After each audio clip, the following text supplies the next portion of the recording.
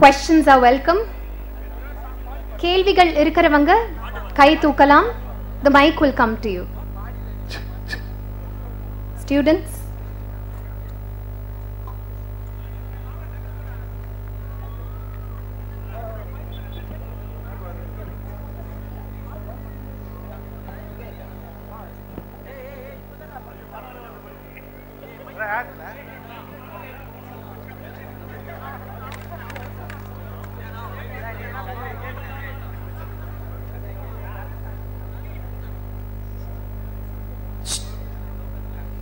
Sir ஒரு பாட்டு பாடுங்க சார். இது நடக்கும்னு எனக்கு தெரியும். ஒரே ஒரு பாட்டு சார். இல்லை அது மட்டும் இல்லை, நான் அதான் அமைச்சர் அவர்கள்ட்ட ரிக்வெஸ்ட் பண்ணேன், சார் நீங்கள் கிளம்புறதா கிளம்புங்க அப்படின்னு. ஏன்னா நீங்கள் இருக்கும்போது அவங்க டீசெண்டாக தான் பேசிகிட்டு இருக்கணும்னு நினைக்கிறேன். அதுக்காக நான் உங்களை போக சொல்லையா, நான் சும்மா ஒரு ஜோக்காக சொல்கிறேன். ஆனால் இது நடக்கணும்னு எனக்கு தெரியும். பாடுறதுக்காக இங்கே ஒரு டீமே அசம்பிள் ஆகிட்டு இருக்கு. அவங்க இன்னும் நல்லா பாடுவாங்க அப்படின்னு நினைக்கிறேன். சார் ப்ளீஸ், நீ தானே என் பொண்ணு வசந்தம். Only 2 lines, please.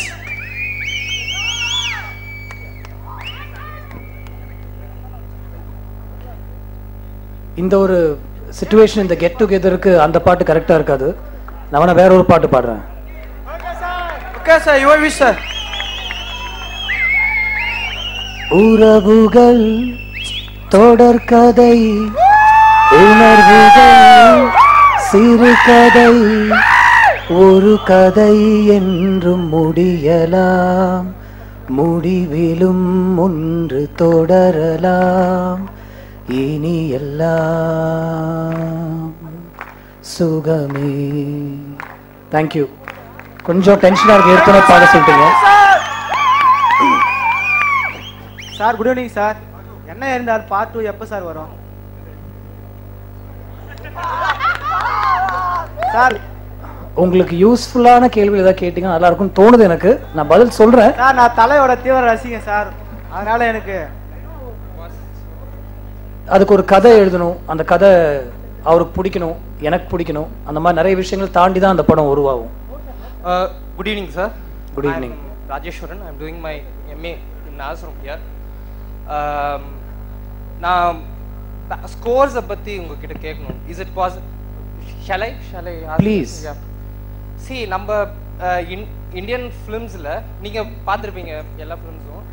So Indian ஃபிலிம்ஸில் பார்த்தீங்கன்னா நிறைய மெலடிக் ஐடியாஸ் நிறைய இருக்குது. Melodic ideas to express the emotions and everything. But அங்கே பார்த்தீங்கன்னா மோஸ்ட்லி ஹார்மோனிக் ஐடியாஸ் இருக்குது.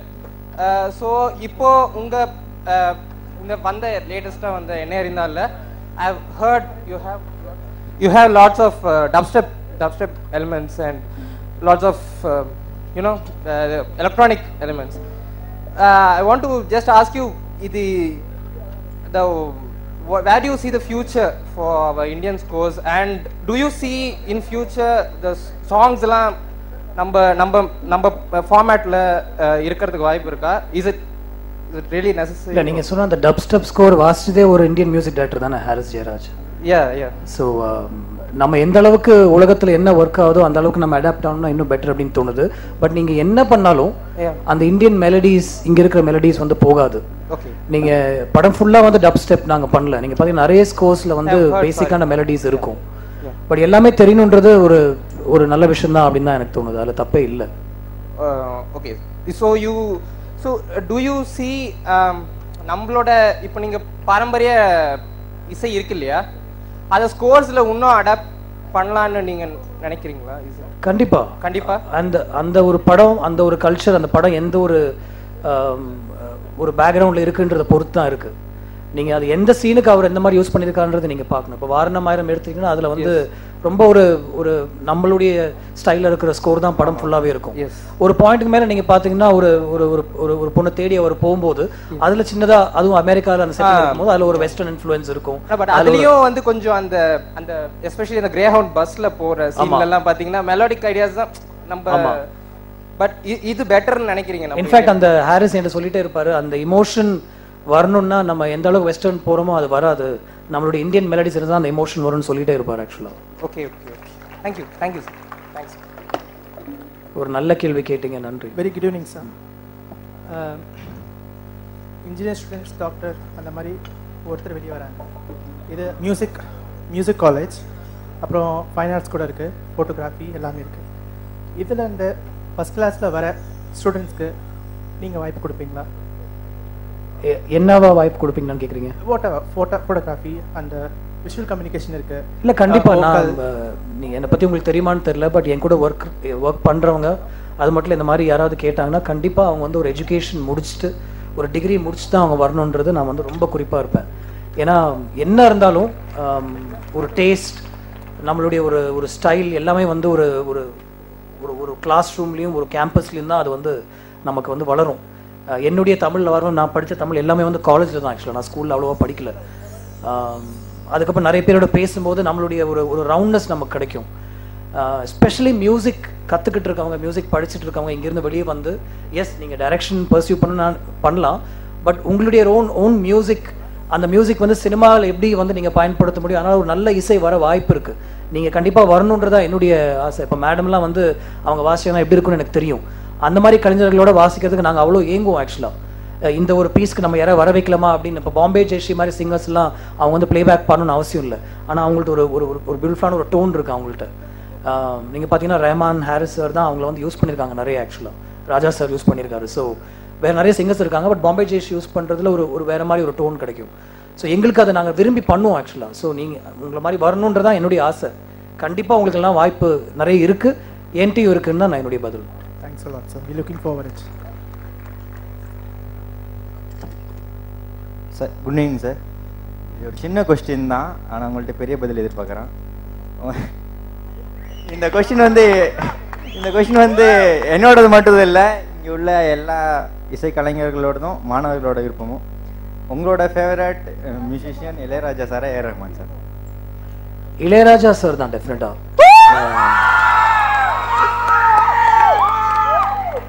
ஏன்னு தெரிஞ்சுக்கலாமா சார்? இல்லை, எனக்கு தெரிஞ்சு என்னுடைய நாலேஜில் இவங்க இன்னைக்கு இருக்கிறவங்க எல்லாருமே ஏதோ ஒரு அளவில் அவருடைய இன்ஃப்ளூயன்ஸோ இல்லை அவருடைய ஒரு அதுக்கு உண்டான என்ன வார்த்தை அப்படின்னு தெரியல. இப்போ என்ன எடுத்துக்கிட்டிங்கன்னா ஒரு டேஸ்ட் ஒன்று வருது இல்லையா லைஃப்பில். நம்ம கற்றுக்கிட்ட விஷயங்கள் இசையை பொறுத்த வரைக்கும், மியூசிக்கை பொறுத்த வரைக்கும் நம்ம எந்த இசையை கேட்டு வளர்ந்துருக்கோமோ, எனக்கு தெரிஞ்ச ரஹ்மான் சாரும் ஹாரிஸ் சார் எல்லாமே அந்த இசையை கேட்டு தான் அவங்களும் வளர்ந்துருக்காங்க ஆக்சுவலாக. ஸோ கண்டிப்பாக அவங்கள்ட்ட கேட்டிங்கனாலும் அவங்க அதான் பதில் சொல்லுவாங்க, ராஜா சார் தான் அப்படின்னு தான் சொல்லுவாங்க அவங்களும். கண்டிப்பாக நாங்கள் எல்லாரும் கூட sir Raja sir fan sir. We love you Raja sir. இல்லை, இது வந்து நீங்கள் ஒரு போட்டியாக நீங்கள் எடுத்துகிட்டு பண்ணுறது தான் தப்பாக இருக்கும் உண்மையிலே. நீங்கன்னு சொல்ல, அதை நிறைய பேர் இவர் தான் பெஸ்ட் அவர் தான் பெஸ்ட்னு சொல்கிறாங்க இல்லையா. நான் சொன்ன பதிலில் ஒரு பியூட்டிஃபுல்லான ஒரு அர்த்தம் இருக்கும். நீங்கள் அதை யோசிச்சு பார்த்தீங்கன்னா உங்களுக்கு தெரியும். இவங்களுக்குள்ள வந்து எந்த காம்படிஷனோ இவங்க வந்து அவங்க தான் அவங்க நினைக்கிறதே கிடையாது. நம்ம அப்படி நினைக்கிற மாதிரி தான் நல்ல விஷயமா இருக்கும் அப்படின்னு தோணுது எனக்கு. பணிவான கருத்து. Thank you sir. Thank you. Hello sir, என்னுடைய பேர் வந்து கோபிநாத். நான் அரசு கவின் கல்லூரியில் முதுகலை கவின் மாணவனாக செராமிக்கில் படிச்சுட்ருக்கேன், 2ஆம் ஆண்டு. நீங்கள் ஒரு சக்ஸஸ்ஃபுல் டைரக்டர், எத்தனையோ படங்கள் எடுத்திருக்கீங்க, அதில் வெற்றியும் அடைஞ்சிருக்கீங்க. ஒரு ப்ராடக்ட் ஒன்று ரெடி பண்ணுறீங்க, ஒரு படம்ன்ற ப்ராடக்டை. அதுக்கு நீங்கள் எப்படி பிளான் பண்ணுறீங்க, அதில் எப்படி சக்ஸஸ்ஃபுல் ஆகுறீங்க அப்படிங்கிறத எங்களோட ஒரு காமன் டேமாக எங்களுக்கு சொல்ல முடியுமா? நாங்கள் எத்தனையோ ஃபீல்டில் இருப்பாங்க இங்கே இருக்கிறவங்கலாம். அவங்களுக்கு ஒரு பொருள் எடுத்துக்கிட்டால் அதுலேருந்து எப்படி சக்ஸஸ்ஃபுல்லாக முடிக்கிறது அதை அப்படிங்கிறத கொஞ்சம் உங்களுடைய அறிவுரையாக சொல்ல முடியுமா? எது எடுத்துட்டால் சக்ஸஸ்ஃபுல்லாக முடிக்கலாம், அது எந்த அளவுக்கு சக்ஸஸ்ஃபுல்லாக ரீச் ஆகுது அப்படின்றது வந்து நமக்கு சொல்லவே முடியாது. எந்த அளவுக்கு அது ஒரு வெற்றி அடையுன்ற விஷயம் வந்து அது வந்து வியாபார ரீதியான ஒரு பதில். ஆக்சுவலாக அது நம்மளால சொல்லவே முடியாது. தெரிஞ்சா எல்லாருமே வெற்றி படங்கள் தான் கொடுத்துல. அதை முடிக்கிறது மட்டுமா? ஆமாம், முடிக்கிறது வந்து அது ஒரு உண்மையிலே வந்து ஒரு கலை அப்படின்னு தான் நான் சொல்லணும். அதுக்கு வந்து முதல்ல ஃபர்ஸ்ட் இப்போ ஒரு படம் அப்படின்னு எடுத்துக்கிட்டிங்கன்னா ஒரு ஸ்கிரிப்ட் ஒன்று தேவை, ஒரு கதை தேவை. அது எங்கே கொண்டு போய் முடிக்கிறோன்றதான் ஃபர்ஸ்ட்டு. அந்த எழுத்து தான் எல்லாமே இருக்குது. அந்த எழுத்தை தாண்டி தான் மற்றவங்க எல்லாருமே. அந்த எழுத்து இல்லைன்னா கண்டிப்பாக நம்ம என்ன பண்ணாலும் அது ஒர்க் அவுட் ஆகாதுன்னு தான் என்னுடைய கருத்து.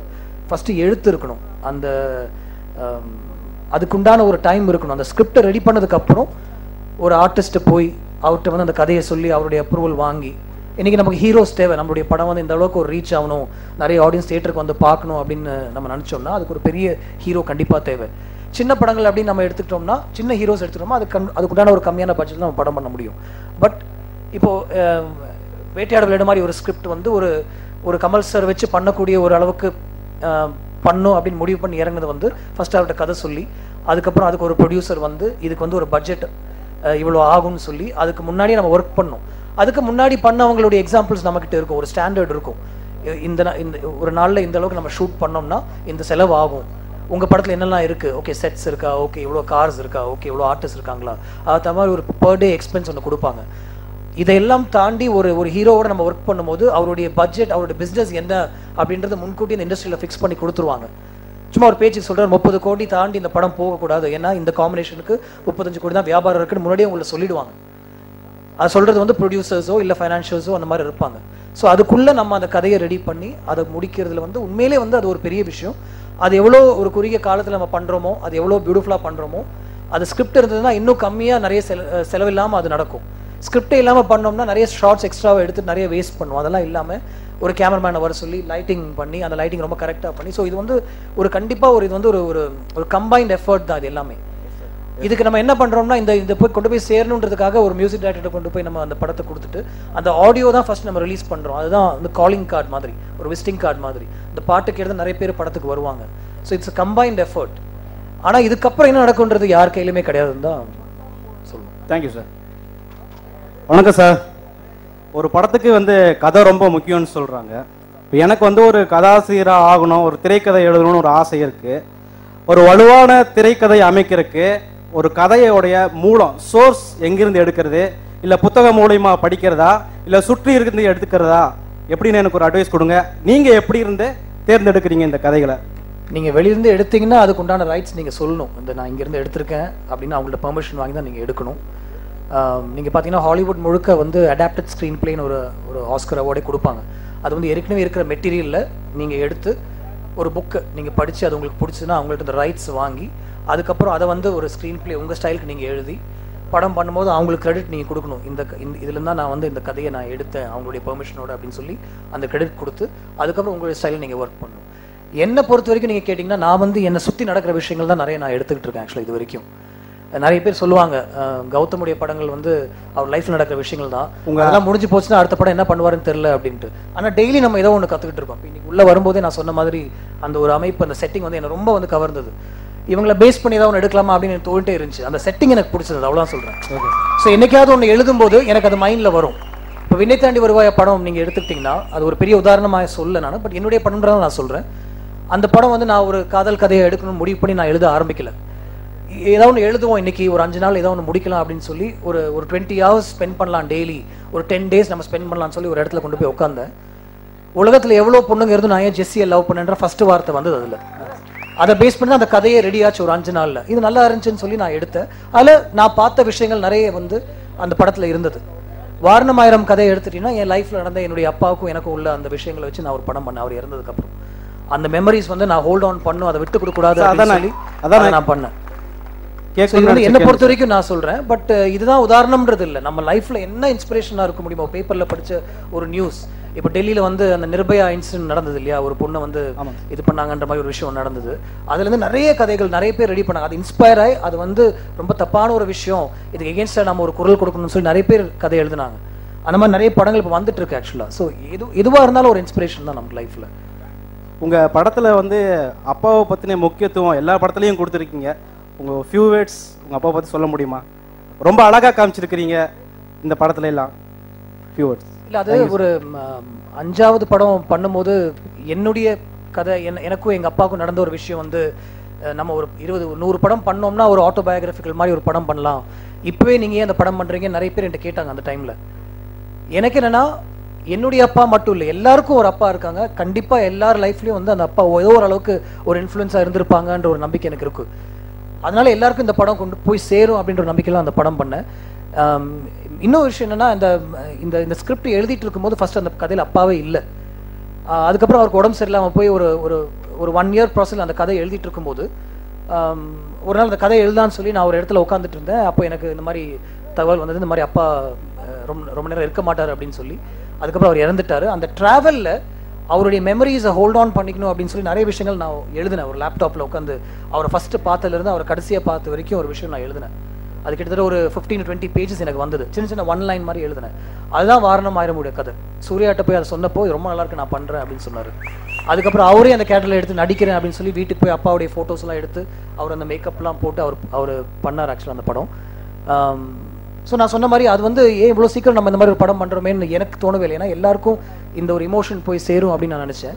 என்னுடைய அப்பா வந்து எனக்கு ஒரு ஃப்ரெண்டாக இருந்தார், அதனால தான் நான் அவரை இன்னும் நான் நிறைய மிஸ் பண்ணுறேன் அப்படின்னு எனக்கு தோணுது.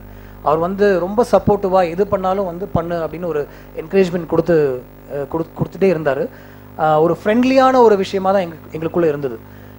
ஃபஸ்ட்டு கிரிக்கெட் மேட்ச் விளையாடுனதுலேருந்து கடைசியாக கமல் சார் வச்சு அந்த படம் பண்ணி அவர் பார்த்த வரைக்கும் அவர் வந்து என் கூடவே இருந்திருக்காரு. எல்லா விஷயத்துலையுமே வந்து எனக்கு எப்போதுமே ஒரு சப்போர்ட்டிவாக இருந்திருக்காரு. நான் இன்ஜினியரிங் முடிச்சு நான் வந்து ஒரு ஃபில்ம் மேக்கர் ஆகணும்னு சொன்னப்போ ஒரு சின்ன எதிர்ப்பு கூட அவர் சொல்ல. ஃபில்ம் மேக்கர்னா அதுக்கு ஒரு எப்படி, ஏன்னா எங்கள் ஃபேமிலி யாருமே ஃபில்ம் பேக்ரவுண்ட்லேருந்து வந்ததில்லை. அதுக்கு ஃபில்ம் இன்ஸ்டியூட் இருக்குல்ல, அங்கே போய் படிக்கணுமா அப்படிலாம் கேட்டார். இல்லை டேட், அது அப்படி போகணும் அவசியம் இல்லை, எழுதிட்டு ஏதோ ஒரு டேரக்டர் ஒர்க் பண்ணால் நம்ம ஒரு 2 years கற்றுக்கிட்டா போதும் அப்படின்ற மாதிரி சொல்லி அவர் எக்ஸ்பிளைன் பண்ணப்போ ரொம்ப சப்போர்ட்டிவாக இருந்தாங்க. வீட்டில் அந்த டைம் வந்து என்னால் கான்ட்ரிபியூட் கூட பண்ண முடியல ஃபைனான்ஷியலாக, பட் அதை பற்றிலாம் அவங்க கவலைப்படவே இல்லை. கண்டிப்பாக உன்னுடைய ட்ரீம்ஸ் வந்து நீ அச்சீவ் பண்ணணும்னு எனக்கு சொல்லிட்டு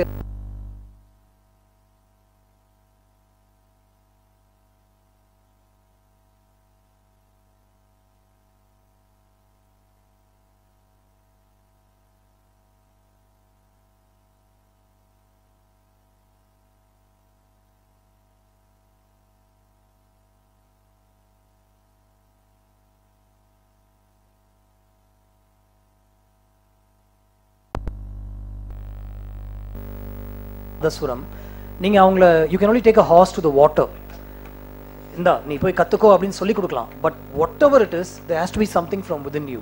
I'm sure even with dancers it's like that. நீங்கள் என்னதான் டான்ஸ் கற்றுக் கொடுத்தாலும், இப்போ இண்டஸ்ட்ரியில் நாங்கள் நிறைய பேர் பார்த்துருக்கோம், அவங்களுக்கு டான்ஸ் வராது. That rhythm and that grace and that divinity has to come from inside. I completely believe in that. You cannot force something, force an art on somebody. அது உள்ளுக்குள்ளேருந்து வரணும்.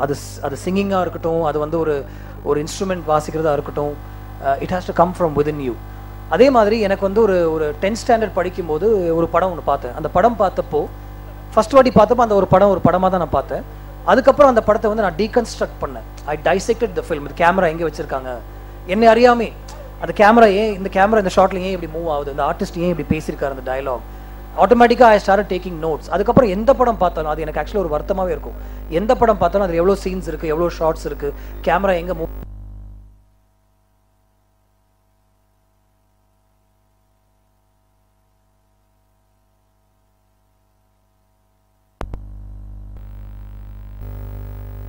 எனக்கு ஆர்வம் வந்து அங்கே இருக்க நிறைய பேர்கிட்ட பேசும்போது எனக்கு வந்து எழுத்து மேலே எனக்கு ஒரு ஆர்வம் வந்தது. இன்ஜினியரிங்க்கும் எழுத்தும் சம்மந்தமே இல்லை. அப்ளைட் மெக்கானிக்ஸ் எக்ஸாம் நீங்கள் எழுதலாம், பட் அது வந்து எனக்கு வந்து ஒரு மூடே இல்லாமல் தான் நான் உட்காந்து எழுதுவேன். மோஸ்ட் ஆஃப் த டைம் வந்து ஸ்கிரிப்ட் ரைட்டிங், ஸ்க்ரீன் பிளே ரைட்டிங்லேயே நான் உட்காந்து டைம் ஸ்பெண்ட் பண்ணிட்டு இருப்பேன். ஸோ காலேஜ் முடிச்சுட்டு வெளியே I want to be a film maker. அது எனக்குள்ளேருந்து வந்தது அப்படின்றதான் அதோடைய பதில். அந்த படம் வந்து நாயகன். அதுக்கப்புறம் நிறைய படங்கள் நான் எடுத்து நான் டீகன்ஸ்ட்ரக்ட் பண்ணது தான் எனக்கு ஞாபகமாக இருக்குது. Good evening sir. மோஸ்ட்லி உங்கள் படத்தில் ஏன் ஹீரோயின் இறக்குற மாதிரி காட்டுறீங்க? அது மன்னிச்சிருங்க, இனிமேல் பண்ண மாட்டேன் சத்தியமா. Sir good evening sir. உங்கள் படத்தில் மட்டும் ஏன் ஹீரோயின்ஸ்லாம் அவ்வளோ அழகாக இருக்காங்க?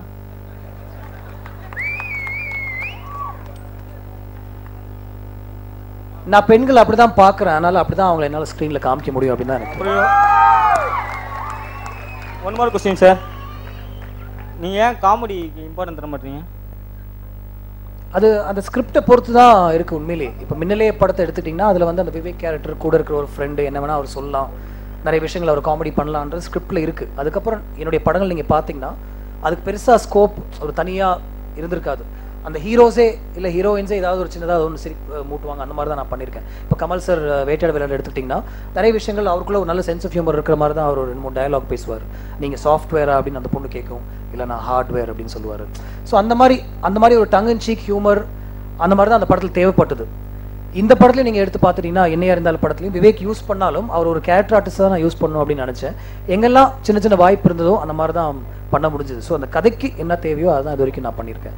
ஒரு முழுக்க எல்லாரையும் சிரிக்க வைக்கணும் அப்படின்னு சொல்லி ஒரு பிளான் இருந்துச்சுன்னா கண்டிப்பாக அந்த படத்தில் காமெடி இருக்கும். பண்ண முடியாதுன்றது இல்லை. சார் அப்புறம் நீங்கள் ஏன் போலீஸ்க்கே ரொம்ப இம்பார்ட்டன்ட் கொடுக்குறீங்க? எல்லா படமும் போலீஸ் படம் இல்லைங்க. விண்ணை தாண்டி வருவாயா, நீதான் என் பொன் வசந்தம், மின்னலே, பச்சை கிளி முச்சம்லாம் எடுத்துட்டிங்கன்னா அதில் வந்து போலீஸ் கேரக்டர்ஸே இல்லை. பட் எனக்கு என்னென்னா ஒரு லைஃப்பில் வந்து ஒரு ஆக்ஷன் ஏதோ அவங்கள சுற்றி ஒரு ஆபத்து இருக்குது, ஒரு வயலன்ஸ் சின்ன அளவுக்கு ஒரு காமிக்கணும் அப்படின்னு எனக்கு தோணுச்சுன்னா எனக்கு வந்து ஒரு போலீஸ் ஆஃபீஸரோ இல்லை ஒரு ஆர்மி பேக்ட்ராப்ல இருக்கிறவங்களுக்கு தான் அந்த மாதிரி ஒரு சூழ்நிலை அமையுன்றது எனக்கு ஒரு நம்பிக்கை. அதுதான் எல்லாருக்குமே இருக்கும். இப்போ என் லைஃப்ல வந்து எந்த வயலன்ஸும் இல்லை, அது இருக்கும் கூட தான் நான் நம்புவேன். மேக்ஸிமம் நம்ம வந்து காலேஜ் ஏதோ ஒரு பொண்ணுக்காக சண்டை போட்டிருப்போம் மேக்ஸிமம். இல்லாட்டி ஏதாவது போகிற வழியில் யாராவது ஒருத்தர் கிராஸ் ஆனாங்கன்னா சின்னதாக கண்ணாடி இறக்கி சின்னதாக ஒரு ஒரு ஒரு ரோட் ரேஜ் மாதிரி ஒரு கோவம் வரும். அதுக்கப்புறம் அந்த கோவம் அடங்கி போயிடும். அவ்வளோதான் நம்ம லைஃப்பில் வந்து ஆக்ஷனோ வயலன்ஸோ இருக்கும். பட் ஒரு போலீஸ் அப்படின்னு எடுத்துக்கிட்டோம்னா அது எந்த அளவுக்கு வேணால் அதை நம்ம ப்ளே பண்ணலாம். ஒரு ரியலிசம் கலந்த ஒரு விஷயம் தான் அது. அதனால தான் ஒரு ப்ரோட்டாகனிஸ்ட்டை பற்றி எழுதும் போது ஒரு போலீஸ் ஆஃபீஸர் ஆக்கணும்னா அவங்க லைஃப் சுற்றி நிறைய ஆபத்துகள் வரலாம், அதை வச்சு நம்ம படம் பண்ணலாம் அப்படின்றது என்னுடைய நம்பிக்கை. அதனால தான் அந்த கேரக்டர்ஸ் போலீஸாகவே இருக்காங்க அப்படின்னு தோணுது. Thanks sir. சார் என்னை அறிந்தால் படத்தை நாங்கள் ஃபேமிலியோட போனோம். உங்கள் எல்லா படத்துலையும் மன்னிச்சுக்குங்க, கெட்ட வார்த்தை வருது, அது கட்டாயமா வச்சுதான் ஆகணுமா? உங்களுக்கு கேட்டிருக்காது, எந்த கெட்ட வார்த்தை இல்ல, கெட்ட வார்த்தை கேட்கல. ஆனா கெட்ட வார்த்தை வர மாதிரி உங்களுக்கு கெட்ட வார்த்தை மனசுல இருக்குன்னு அர்த்தம். அது இல்ல, சூழ்நிலை வர மாதிரி இருக்கு. எந்த கெட்ட வார்த்தையுமே கேட்டிருக்காது. படம் வந்து யூஏ சர்டிபிகேட். Okay sir. ஆனா உங்களுக்கு அங்க ஏதோ சொல்றாருன்னு கேட்டுச்சுன்னா உங்க மேல தப்பு இருக்கு. இல்ல சார், அது வந்து சீன் கட்டாயமா வைக்கணுமா இல்ல மாற்றா இருக்க முடியுமா, பண்ண முடியுமான்னு? இல்ல அப்படி இல்ல. நீங்க பாத்தீங்கன்னா அவர் பேசுற அந்த அந்த கெட்ட வார்த்தைகள் நீங்க சொல்றீங்க. இல்ல, அவங்க அஜித் ஃபேன், அஜித் இப்படி பேசுனதுனால ஏன் இப்படி பேசுறாங்க சொல்லி வரீங்கன்னு தெரியுது எனக்கு. அவர் யார்கிட்ட அதை பேசுறாருன்னு நீங்க கவனிச்சு பார்க்கணும். நல்லவங்கள்ட்டயோ இல்ல வந்து பொண்ணுகள்ட்டயோ அவர் பேசவே மாட்டாரு. ஒருத்தர் கத்தியோட வந்தானா அவன்கிட்ட பேசிதான் ஆகணுன்றதான் அது அர்த்தம் அந்த இடத்துல. அது மட்டும் இல்ல, அந்த டயலாக் உங்களுக்கு கேட்காது. நான் சொன்ன பதில தான் டயலாக் உங்களுக்கு கேட்காது. சென்சர் தாண்டி வந்த படங்கள் தான் இது எல்லாமே. அது ரொம்ப வந்து நான் குறிப்பா இருக்கேன். ஏன்னா எனக்கு வந்து 3 பசங்க வீட்டில் இருக்காங்க. 12 வயசு, 7 வயசு, 5 வயசு. அவங்க அந்த படம் பார்க்கணும்னு விரும்பி தான் அந்த படம் பண்ணேன். ஃபர்ஸ்ட் டே ஃபர்ஸ்ட் ஷோ அவங்க படம் பார்த்தாங்க. அவங்க என்ன அந்த கேள்வி கேட்கவே இல்லை, என்ன சொல்றாரு டேடி அப்படின்னு கேட்கவே இல்லை. நீங்க தான் கேட்குறீங்க. Okay sir, thank you sir.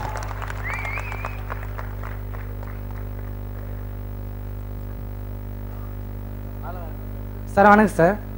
கலைஞர் வச்சு ஒரு படம் எடுப்பீங்களா சார்? புரியல. கலைஞர் வச்சு ஒரு படம் எடுப்பீங்களா? ஆமாம், ஆக்சுவலாக சென்னையில் மழைக்காலம்னு ஒரு படம் நான் ஸ்டார்ட் பண்ணி அதை ட்ராப் பண்ணேன். அது ஃபுல்லாக வந்து ஒரு மியூசிஷியன்ஸ் பற்றின ஒரு ஃபில்மாக தான் இருந்திருக்கும் ஆக்சுவலாக. அண்ட் அதில் என்ன ஒரு பிளான் இருந்ததுன்னா, லைவாக லைக் இப்போ ஒரு பஞ்ச் ஆஃப் மியூசிஷியன்ஸ், அதில் ஒரு லிரிக் ரைட்டர், ஒரு சிங்கர், கிட்டார் பிளேயர்ஸ், இந்த மாதிரி ஒரு கேங் ஆஃப் ஃப்ரெண்ட்ஸ் இருக்காங்க.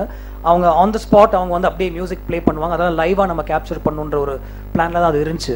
இது ஒரு நல்ல ஐடியா, நான் வெளில சொல்லவே கூடாது. பட் கண்டிப்பாக இந்த மாதிரி ஒன்று படம் பண்ணுவோம். ஏன்னா இப்போ வந்து இந்த பழைய படம் மாரிலாம் நம்ம மாதிரி ஒரு படம் உங்க இயக்கத்தில் வர மாதிரி இல்லை. அந்த மாதிரி உண்மையிலே கதைகள் எழுதி என்கிட்ட கொடுத்தாங்கன்னா நான் ரொம்ப விரும்பி பண்ணுவேன். மேபி என்னால் அது அப்படி எழுத முடியாது அப்படின்னு தோணுது எனக்கு. பட் அந்த மாதிரி நான் நிறைய எப்போவுமே எல்லா படமும் வந்து ஒரு ரைட்டர்கிட்ட கொடுத்து அவங்களை எழுத வைக்கலாமா அப்படின்னு தான் எனக்கு தோணும். அந்த மாதிரி ரைட்டர்ஸ் எழுதி அதை என்கிட்ட கொடுத்தாங்கன்னா உண்மையிலே பண்ணலாம், அதில் தப்பே இல்லை. Thank you sir. Minister sir, I hope I'm not boring you sir. Sir, அது மாதிரி படம் வந்துச்சுன்னா ஃபர்ஸ்ட் நாள் ஃபர்ஸ்ட் ஷோ பார்க்குறேன் சார். ஓகேங்க, தேங்க்யூ. இவ்வளோ நேரம் இவ்வளோ பொறுமையாக பதில் சொல்லியிருக்கீங்க Gautham sir.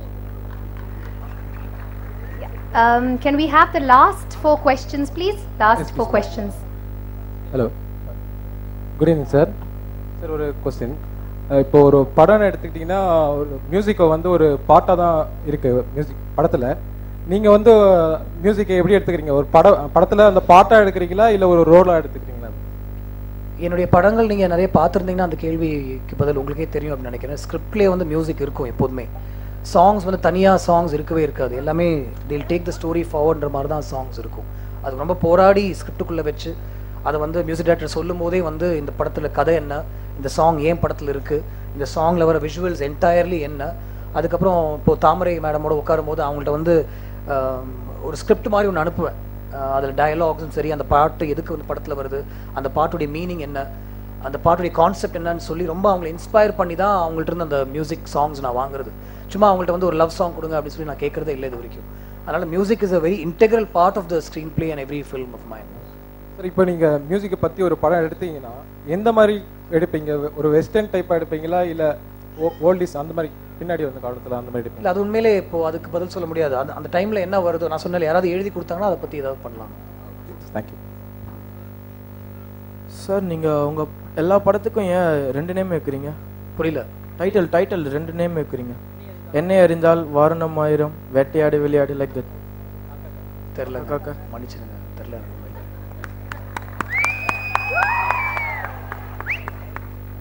Good evening sir. உங்கள் படத்தில் நிறைய சீன் அழகாக இருந்தாலும் ஏன் லவ் சீன் மட்டும் ரொம்ப அழகாக இருக்கு? நீங்க எல்லாரும் அப்படி பாக்குறீங்கன்றது அர்த்தம், வேற ஒன்றும் இல்லை. Hello sir, good evening. Do you mind screening social issues? Do I mind screening social issues? I think somewhere as filmmakers we are responsible, to the society, for the society, and No, it's not that you're responsible. No, I'm saying in every film that I've done so far, there's somewhere, even though I don't want to say it and I'll never say it, there is somewhere an underlying message. Somewhere there is a message. A small obligation, sir. We are the students from law, the neighboring institution. Okay. Personally, we feel that the field of law is degraded. Field of law. Law. Okay. And as a female, நாங்க வந்து இந்த law field க்கு enter ஆகும்போது we don't get the moral support.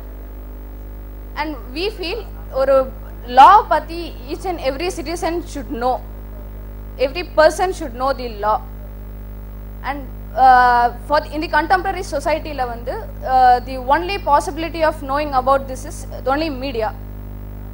Could you please get the people get into awareness? No, I understand what you're saying and I admire that. Also being in the profession and being in that field, you want to make sure that people get this right, and I admire that and appreciate that. But again, I'm telling you, when it comes to it, why don't you write something and give it to me and I'll handle it really well for you. Yes, thank you sir.